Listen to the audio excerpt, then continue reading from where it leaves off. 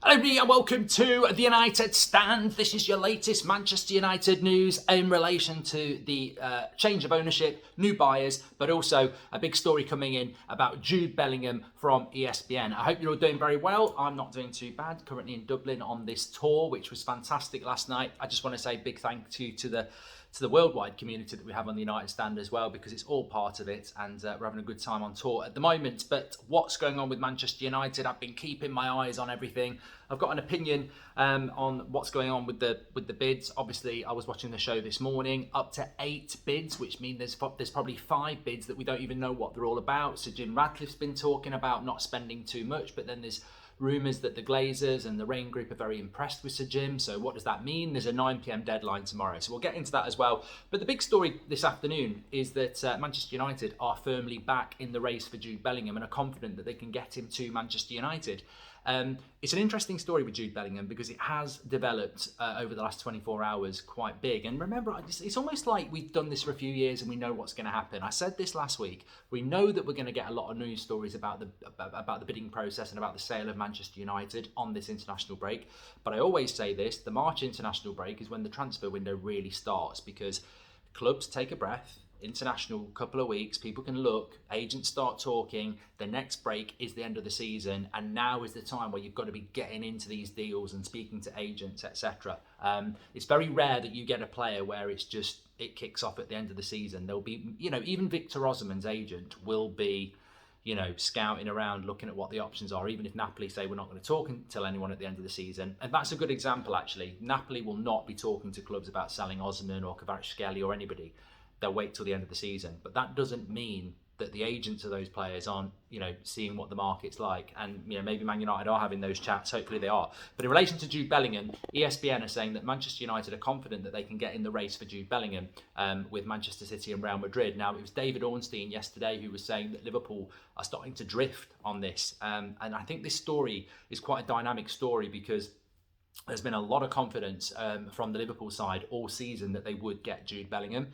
We even had Jude Bellingham when Liverpool won 7-0 a couple of weeks ago, liking, was it Trent's post? So I think there has been a feeling that Jude Bellingham would go to Liverpool and a want maybe from Bellingham's camp to go there. But the problem Liverpool have got is that, it's not just about joining your dream club.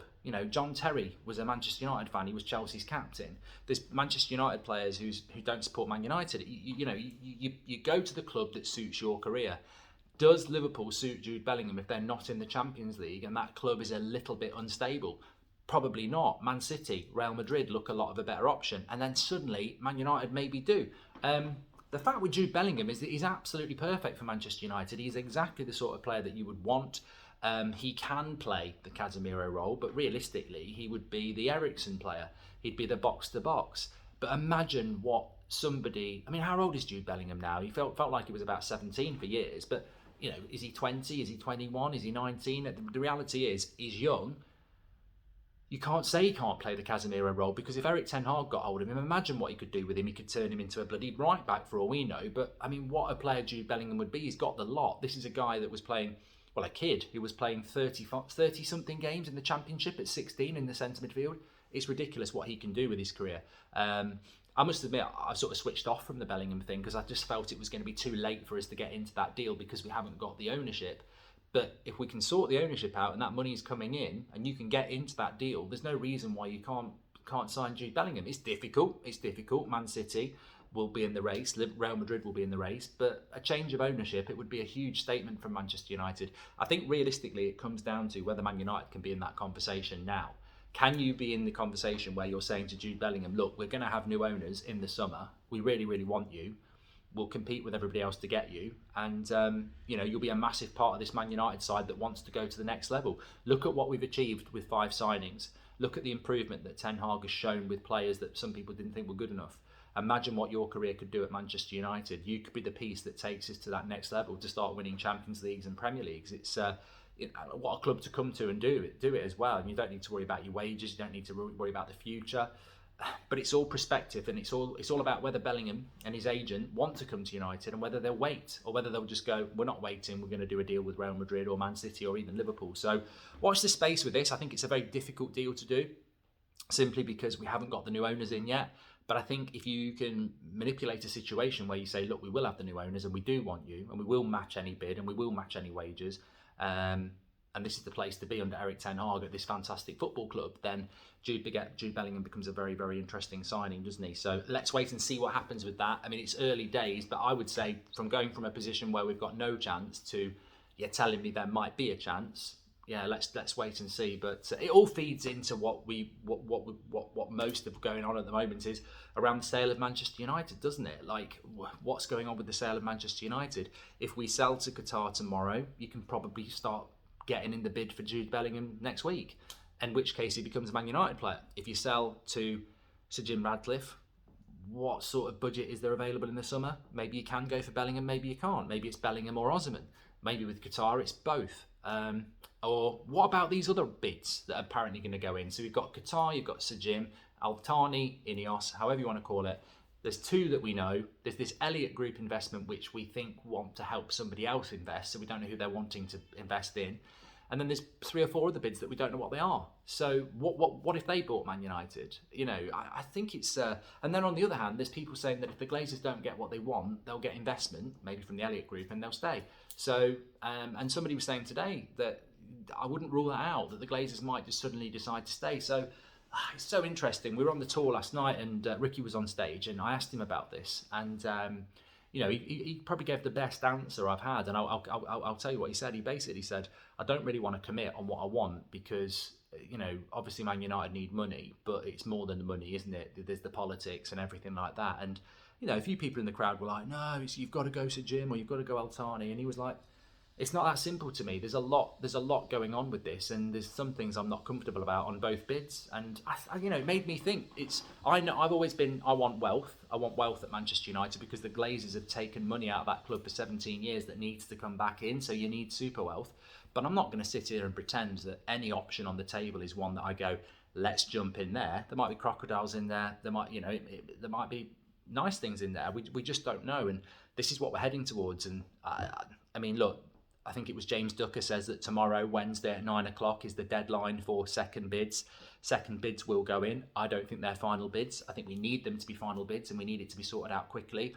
You've got Sir Jim Ratcliffe saying, you know, he won't overbid for Manchester United, but then he admits it's not a business deal. It's a, you know, it's a heartstrings deal. It's a, you know, he wants to put the community back into Manchester United. It's something that's close to his heart. Apparently he's impressed the Glazers and the Rain Group. But ultimately, I don't think it matters how much you impress the Glazers or the Rain Group. You've got to hit that target that they want. And then if you do that, then maybe they will go for preference. And what I mean by that is if the Glazers want $5.5 billion and Al-Thani offers it and Sir Jim offers it and he prefers Sir Jim, maybe he'd sell it to Sir Jim. I think that Al-Thani and Qatar will remain favourites. But at this moment, you just don't know. I mean, it's interesting that Sir Jim Ratcliffe has apparently said he won't bid silly, but then he's admitting he's not bidding as a business person. He's bidding on emotion, on something that he cares about. So you just don't know. People can do odd things when they're bidding on emotion. Maybe he will find that money to do that. It's weird, and the funny thing is we don't have any say in this. We've never had any say in this. We're just football fans. We don't have any say in this. We can have our say when the decision has been made, but we are a football club that's got an amazing fan base, an amazing support, an amazing set of people with amazing opinions and care for this football club. But we're owned by mercenary Americans who bought us and put us into debt, have kept us in debt, and will sell us to whoever they want to without listening to anything we say. So we are in the hands of the Glazers as to what they decide to do. Preferably, the best bidder puts the best price in and we get the best. We can't argue. I mean, look, the perfect bid's probably not there. But the perfect owner's probably not there. And I think rather than getting stressed, the best way to look at it is just we need the best that's available. And even the best might not be good enough. But if you're starting at a very low bar with the Glazers, is Sir Jim better than the Glazers? Yes. Is Al-Thani better than the Glazers? Yes. To be honest with you, some of these investment funds might be better than the Glazers marginally. But at the end of the day, you know, maybe there's a dream buyer who loves the club, is a billionaire, there's no problems about where the money's come from, or whatever, the perfect bid, but they're not there. So we've just got to hope that we get the best that's available. And I'll still stand by it. Whoever comes into Manchester United has got to spend a lot of money because so much money's gone out of the club and you've got to build a stadium, etc. So look, this story is going to keep running and running. It's the international break. There are genuinely updates coming in every few hours. Obviously tomorrow night we'll get the final bids in as well. Then it's going to be the next stage. Will they go down to one option and say, look, you're the one we're going to work with to get the price we want, or are they going to keep it open for a third round of bids? From a fan point of view, or maybe just from my point of view, we need this resolving ASAP. That Bellingham story is so fortuitous in its timing because it sharpens the mind onto there is a player that would be a really good player for Man United that would probably consider coming to Manchester United but won't while we're not sure about what our future is. So we need this process to be done quickly.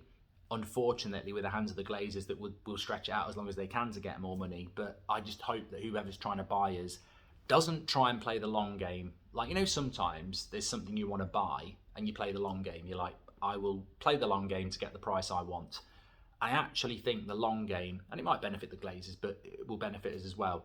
We almost need somebody just to pay what the Glazers want and get the deal done quick, because then we can move on to the summer transfer window. We're a football club. We're football fans. We've got Ten Hag in charge. We've had a really good season. We need to get moving. I think Ten Hag hasn't been slow in improving Manchester United. He's almost sprinting. The improvements are unbelievable. Like I say, we've not lost a cup game this season. We're third in the league. The progress is quicker than any of us thought. We need to keep that.